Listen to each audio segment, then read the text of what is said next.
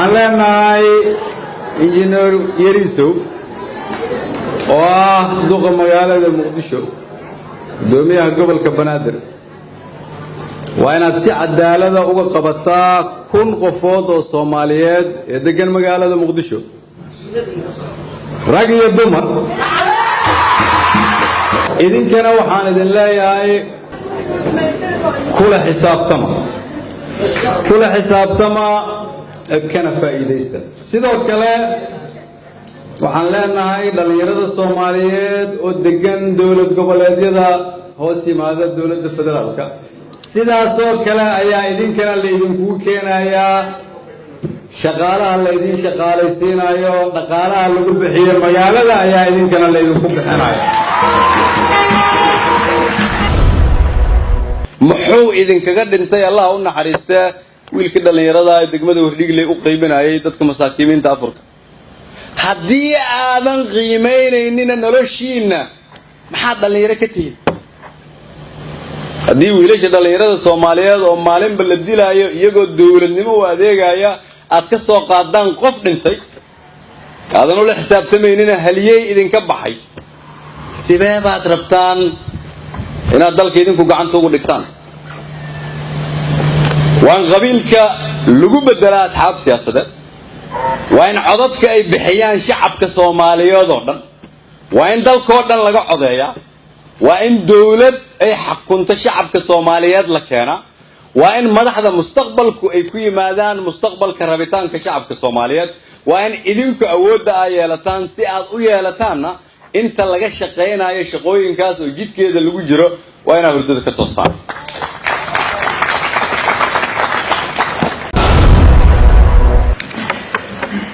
dalkiina xaguu maraya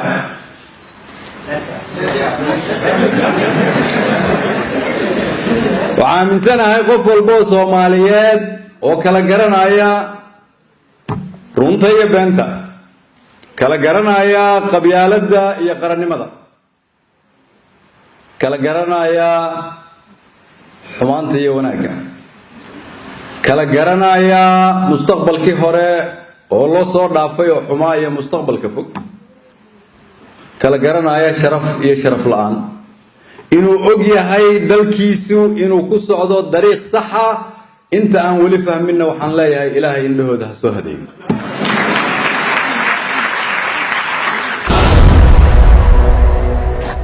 adduunyadu waxay noola dhaqantaa sidii hore si ka duwan meel walbo aan tagno waana la ciseeyaa waxaana loo ciseeyaa inaan ahayn dawlad wax loo yeeriyo nalooma sheego go'aanka ummadda Soomaaliyeed aan u gaarayna annaga go'aansana go'aankaan ummadda Soomaaliyeed u gaarayna isgoyska aan marayno marka waxaan rabaa dhalinyaro inaan caawa mar kale idinku soo celiyo ma laga shaqayn karo haddii indhihiinu xiran yihiin ma laga shaqayn karo haddaad tihiin wiilal iyo gabdho caadi ah ma laga shaqayn karo haddii aad tihiin wiilal iyo gabdho dhexdhexaad ka ah mustaqbalka ummadda Soomaaliyeed ma laga shaqayn karo haddaad tihiin kuwo qola dangaara leh ay Facebook ka hagtaan ma laga shaqayn karo haddii aad leedihiin aragti kooban oo aadan lahaynin aragti fog ma laga shaqayn karo haddaadan fahminina 30 sano nagu filan inaanay qabyaaladii wax tarayn ma laga shaqayn karo haddii aadan idinku noqonina halyeeyada mustaqbalka ummadda Soomaaliyeed halkan waxaa kaloon caawa u joognaa inaan u dabaal degno kuwo kale oo aad idinku ugu horeysaan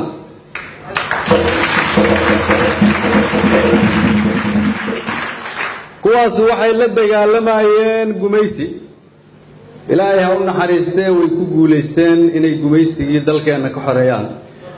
waxay ku guuleysteen iyadoo Afrika inteeda kale aanay ku dhiiran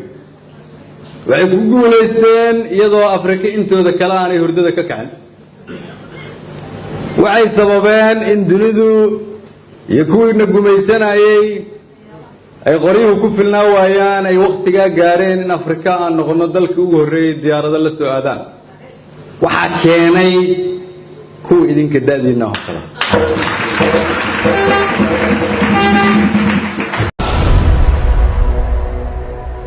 maanta waa maalin iftiin cusub u ah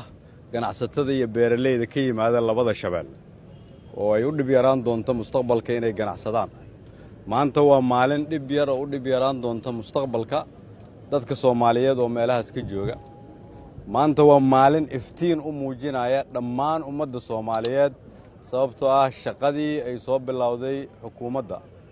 2 sano ka hor ayaa mira dhashay. 2 sano kadibna waxaa la arki doonaa haddii Ilaahay yiraahdo mashruucyadan u dhamaaday. shaqada maanta aan hayno 2 sano ka hor waxay u muuqatay inaanan ahayn macquul. maanta waxaa idin muuqda iftiinkaas aan hore idinkugu sheegnay. waxaan aaminsanahay marka in haddii shacabka Soomaaliyeed iyo dawladooda isgarab istaagaan sida waayahanba dhaqanku ahayd la gaari doono. waxaan halkaan idinkaga hambaleynayaa maanta inaad soo dhammaystirteen xabsigii la rabay in lagu xanaaneeyo dad Soomaaliyeed laakiin ay ka muuqato qaabka uu dalkeena dib ugu soo dhismayo. waxaan ugu hambaleynayaa ciidamada asluubta iyo wasaaradda cadaaladda iyo bahda cadaaladda oo dhan oo halkan joogto oo naftooda dalka u horay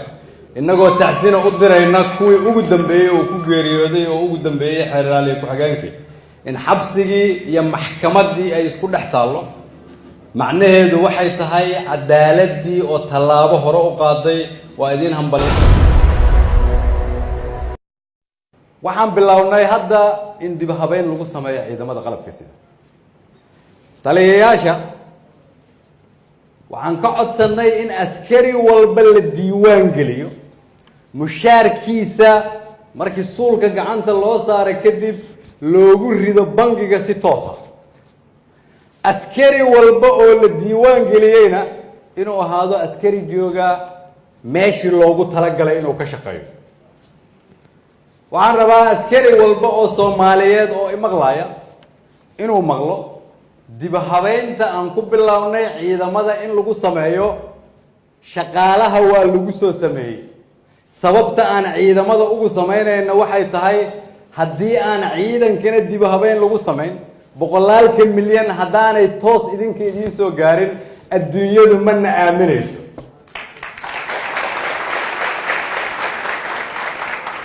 waxaan rabaa marka inaan u sheego askari walba oo Soomaaliyeed oo taagan qoraxda ama taagan meesha banaanka furunta oo dagaalamaya hadda inay annaga waajib nagu tahay bishu marka ay dhamaato xuquuqdiisa inuu helo. laakiin waxaan la aqbalayn inaad xuquuq ka qaadato dawladda Soomaaliya oo aad hotel waardiye ka tahay ama adeerka aad waardiyeyso ama been lagugu soo qoray ama kan email ee jirto. dhaqankaas uu ka soo dhamaaday inta aniga dalkan ra'iisul wasaarahan ka wiilashaas dhalinta yar oo raba naftooda inay huraan waxaan rabaa inay istaagtaan kulligiin. waxaan rabnaa inaan ku heshiino lacagta loo qoondeeyay wiilashaas iyaga inay soo gaarto waan dhaxla laga bixin oo bil walba mushaarkooda ay qaataan. kuwa garaadaha waaweyn haystana waxaa la rabaa kulligeen inaan aqbalno shaqadeennu inay ahaato shilinkana la ku aaminay iyaga inaan gaarsiino. waxaan rabaa marka inaan u sheego taliyaha xoogga iyo taliyaha booliiska iyo qof walba oo garaada haysta waa inaan ku heshiinaa in ciidamada la diiwaan geliyo xerooyinkooda ay joogaan raashinkooda waa annaga bilownay boqolkiiba 50 ka mid ah ama $30 bil walba akoonkooda in loogu soo shubo qofkii la diiwaan geliyay iyadoo dhicin 10 sano. waxaan rabaa in askari walba oo la diiwaan geliyay oo la geeyay xeradiisa oo ciidanka u adeegayo iyo inaan kala duuno kuwa inta safka la soo geliyo la diiwaan geliyo dalka aan u shaqayn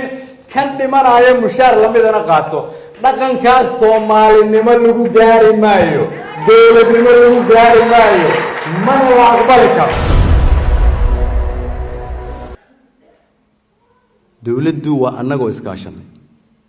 وجبر سوماليات أو لجوسو كوريي ودنينمو كبر بارتي وحكوسو برتي يدون دل كده تجين وتاجن إن نختار نقطة دل كون نقطة إسبيتال بس والشيخ سوماليات أو يرادا أنا يا أقدر كينو برواقة جلايا ومدنا كبر أروجي وأضي سوماليات أو دل يرادا إسكدا يا قبيلة دا يلالوشك وهو الصوماليات أو ترادا أنا يا صو أرجعني طريق حما ميله إنه قبليال يعلو شو السقيستيال